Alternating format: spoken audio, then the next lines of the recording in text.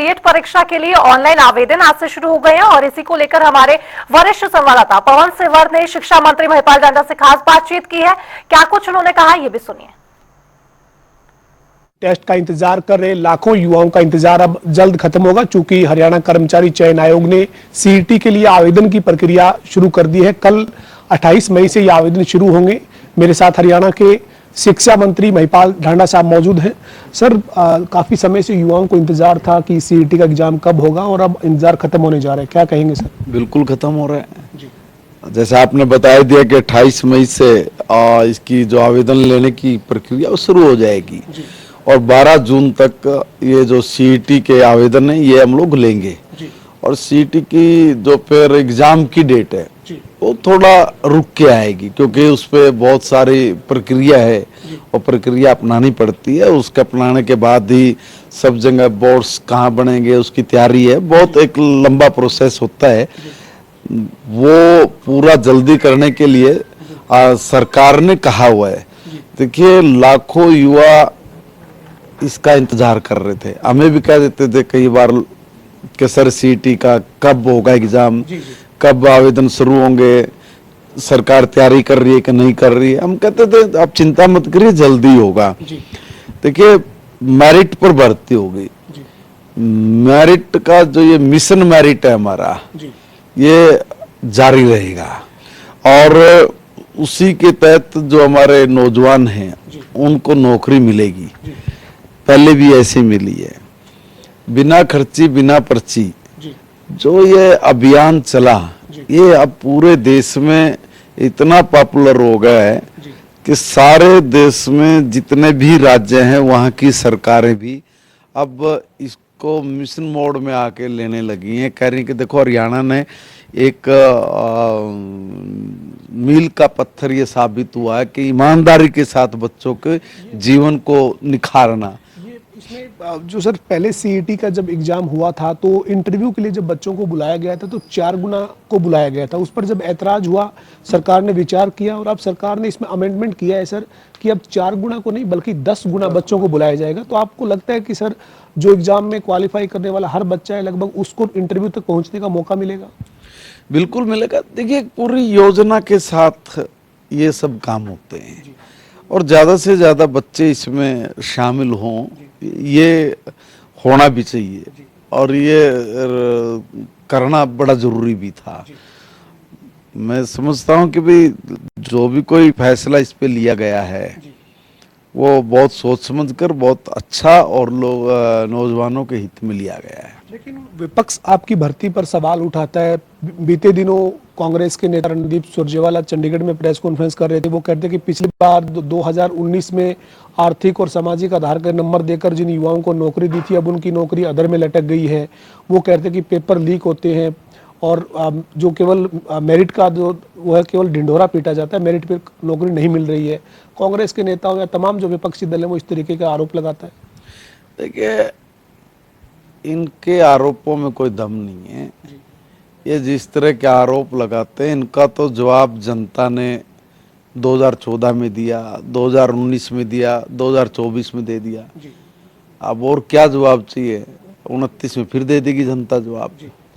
ये जो इस तरह की अनर्गल जो बातें करके अपनी जगह ढूंढ रहे हैं कि भाई हम लोग के नीचे से जमीन तो नहीं खिसक गई, थोड़ा ट्राई करके देखते हैं, खिसके ना उसके लिए थोड़ा बना रहना चाहते हैं।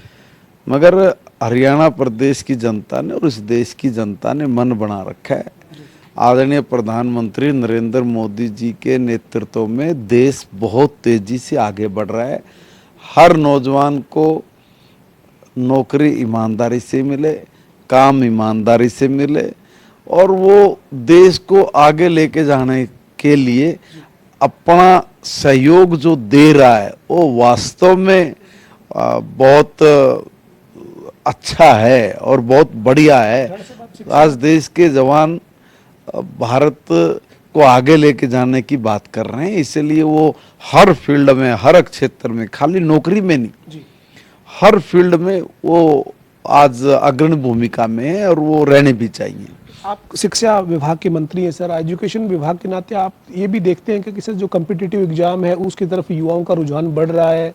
आप जो दावा कर रहे हैं कि हम पारदर्शिता के साथ मिशन मेरिट पे काम कर रहे हैं, उसके चलते युवाओं का रुझान कोचिंग इंस्टीट्यूट की तरफ या एजुकेशन के आपके जो कम्पिटिटिव एग्जाम के लिए जो आप सुपर 100 जैसे जो तमाम आपने प्लेटफॉर्म शुरू किए हैं उनकी तरफ बढ़ रहा है सर? देखिए बिल्कुल बढ़ रहा है। देखो पहले क्या था कि पढ़ाई से भी बच्चों का मोह दूर हो गया था, क्योंकि उनको पता था कि भाई पढ़ने से तो कुछ होना नहीं, नौकरी तो सिफारिश से मिलनी है। अब मेरे घर में सफेद कुर्ता पजामा कितना रिवाइव डालकर प्रेस के साथ करकरा है, उसी के हिसाब से नौकरी मिलती थी। कुर्ता पजामा जिसका मावाजादार है उसकी सिफारिश बड़ी है, उसका धंधा बड़ा है, उसकी दुकान बड़ी है, इसलिए सब ने दुकानें खोल रखी थी। ला तेरा मैं ला दूंगा, ला तेरा मैं ला दूंगा। यही काम तो चौधरी ओम प्रकाश चौटाला जी के टाइम में हुआ, यही काम 10 साल चौधरी भूपेंद्र सिंह हुड्डा जी के राज में हुआ, कांग्रेस के राज में। तो 15-20 साल में ना बालकों के मन में आ गई, एक पीढ़ी बदल गई। ऐसे पढ़ने उड़ने से कुछ नहीं होता, बेकार की बात है। इसलिए डिग्री ले लो और बस सिफारिश ढूंढ लो, जिसके पास सिफारिश हो लग जाए।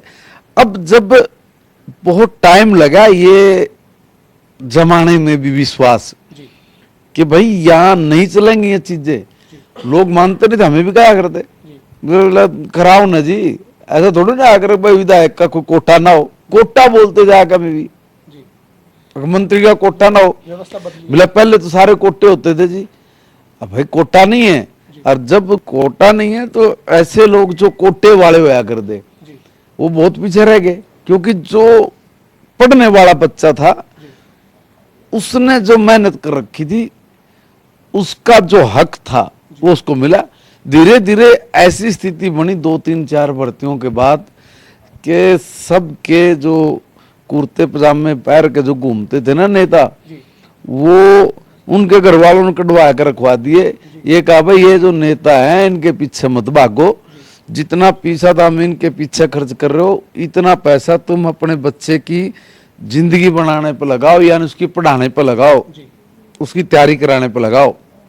तैयारी कर रहे हैं, इसलिए सब जगह संख्या बढ़ रही है। वो कह रहे कि नहीं, अब नेतागिरी के पीछे घूम के सिफारिश से नहीं, अब तो नौकरी मेरिट पे मिलती है, इसलिए बड़ा बदलाव आया समाज में। साहब आखिरी सवाल है, आप शिक्षा विभाग के मंत्री हैं सर, ये प्रदेश में अभी हाल ही में 10वीं 12वीं के रिजल्ट आए हैं सर, काफी अच्छे रिजल्ट हैं हरियाणा स्कूल शिक्षा बोर्ड के, लेकिन कुछ स्कूल ऐसे हैं सर जिनके रिजल्ट काफी चिंताजनक है, तो उनको लेकर कोई एक्शन प्लान किया है सर? हाँ देखिए मैंने अभी 10 स्कूल जो टॉप करने वाले, 10 बॉटम वाले, जो सबसे नीचे वाले सबसे ऊपर वाले, उनको बुलाया था जी। और उनके साथ वहाँ की जो कमियां हैं वो कमियां हम लोगों ने ढूंढी हैं, और मैंने अपने अधिकारियों को निर्देश भी दिया है कि इनको सबको ड्राफ्टिंग करो, और जहाँ जहाँ जिस भी कमी है उस कमी को दूर करो, और फ्यूचर में हमारा जो रिजल्ट है वो और बेहतर आए, इसके लिए अनथक प्रयास करो।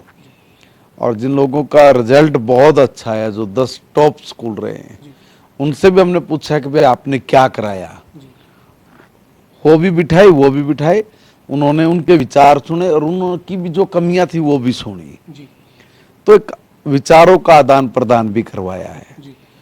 और हमें भी समझ में आया है जहाँ कमी है और जहाँ पर सुविधाएं हैं, तो उसके हिसाब से हमने कहा है कि भी देखो कहीं भी किसी भी सूरत में, ये सुनना भाई, ये किसी भी सूरत में कोई बच्चा अच्छी एजुकेशन से वंचित ना रहे। और जिन लोगों का रुझान रहता था कि भाई प्राइवेट स्कूल, अब उसमें बड़ा बदलाव आया। अब प्राइवेट स्कूल का रिजल्ट और सरकारी स्कूल का रिजल्ट बराबर रहे। और अगर मैं साइंस की बात करूं तो साइंस साइड में सरकारी स्कूल का बच्चा 1.43 यानी कि 1.5% के आसपास में, 1.5% से भी ऊपर थोड़ा है शायद, तो इतना वो रिजल्ट उसका बेटर है प्राइवेट स्कूल से, और बाकी कॉमर्स में और आर्ट्स में वो लगभग बराबर से 1-2% ऊपर नीचे है। और जो ये भ्रम था कि भी नहीं प्राइवेट स्कूल में ज्यादा है, और सरकारी स्कूल के बारे में जो ये कह रहे थे 2 मिनट पहले कि फलाना राम ये कर रहा है, ढिकड़ा राम ये कर रहा है ना, आप कह रहे हैं कि स्कूल बंद कर रहे हो आप, या स्कूल आपके चल नहीं रहे। उनके जवाब देने की जरूरत नहीं, उनके मुंह पे वैसे ही ताले लग गए, है ना, क्योंकि वो जो ताले लगे वो वहाँ रिजल्ट रे लगा दिए हैं कि देखो कितना बेटर रिजल्ट आया, कितना अच्छा रिजल्ट आया। और वो कहते थे स्कूल में पानी नहीं है, बिजली नहीं है, टीचर नहीं है, फलान नहीं है, डैशबोर्ड नहीं है, बरे नहीं क्या क्या बोला करते। इन सब के अभाव में भी अगर वो कह रहे हैं तो भी प्राइवेट स्कूल के इक्वल रिजल्ट आना, और इतना नहीं सीबीएसई के रिजल्ट में भी 4-5% का अंतर है। और हमने मीटिंग करके बैठ के कहा है कि ये अंतर खत्म करें और हम लोग नंबर 1 पे बोर्ड कैसे जाए इसके ऊपर चिंतन करो, इसके लिए व्यवस्था जुटाओ, और हम लोग लग रहे हैं। और हमें पूर्ण विश्वास है कि इस बार जैसे बहुत सारी चीज़ों में कमी रहती थी, बुक्स हैं वो बहुत लेट जाती थी, इस बार एडमिशन खत्म हुआ नहीं, उससे पहले हमने 100% बुक्स जो हमारे बच्चों को पहुंचनी थी वो हमने पहुंचा दी है। ढांचागत विकास था वो आज मैं ये कह सकता हूं कि किसी भी स्कूल में अधूरा नहीं है, सब जगह हमने पूरा कर दिया है। अब जो एडमिशन है वो लगभग 55 से 60 हज़ार एडमिशन अब से पहले बढ़ भी गया है। अभी तो हमारा +1 का एडमिशन बाकी है, दूसरे जो एडमिशन है अभी वो भी बाकी हैं। तो मुझे लग रहा है कि पहले से बहुत बड़ा एक मार्जिन आएगा एडमिशन में भी, बढ़ने में भी, और लोगों का रुझान बढ़ा है। और मैं आपके चैनल के माध्यम से कहूँगा कि देखो भाई, आप का राइट है कि आप अपने बच्चे को कहीं भी पढ़ाओ, ये आपका अधिकार है।